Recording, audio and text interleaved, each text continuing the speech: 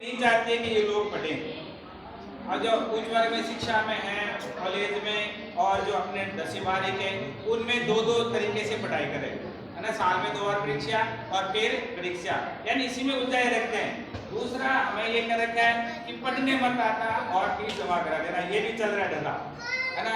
School में पहुंच जाओ, कॉलेज में पहुंच जाओ, पास करा दीजिए, ऐसा चल रहा है। तो ऐसी स्थिति से हमें दूर रहना है।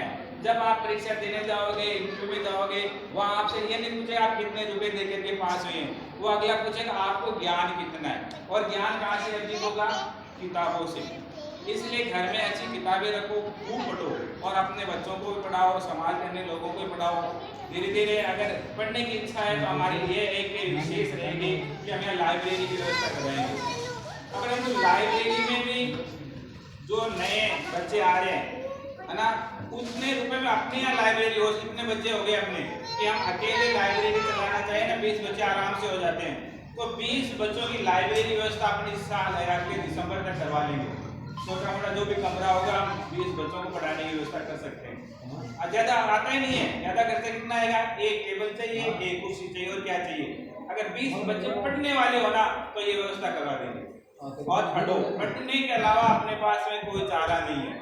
अगर नौकरी भी नहीं लगे ना तो आपको अपने तरफ से एक यानी सुकून महसूस होगा कि मैं इतना पढ़ा लेता हूँ, मैं अपनी जिंदगी अपने तरीके से जीऊंगा, लोगों के कहने और बहकावे में नहीं आकर के, और अपनी जीवन जीने की शैली में परिवर्तन करो और जीवन जीना सीखो, है ना। दूसरा कि अपने जितने भी मद्यपान करते हैं, शराब भी है, शराब भी हम थक जाते हैं। मेन कारण ये होता है क्यों पीते हैं? थके हुए होते हैं।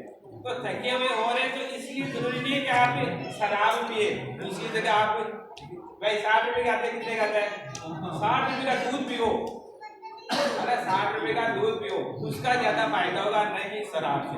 शराब से नुकसान है, शरीर खराब होता है। तो इन जो मद्यपान निषेध है इसका भी हमें प्रयोग करना चाहिए, है ना। और जो भी आवश्यकता होगी हम आप कोशिश करेंगे कि अन्य की जो लाइब्रेरी की व्यवस्था अवश्य करवा लेंगे। तो जितने भी जो आवश्यक है हम कोशिश करेंगे। और ये आज का ये जो छोटा प्रोग्राम था, अगले 6 दिसंबर को जो पुण्यतिथि आएगी ना, उसमें बड़ा प्रोग्राम अवश्य रखेंगे।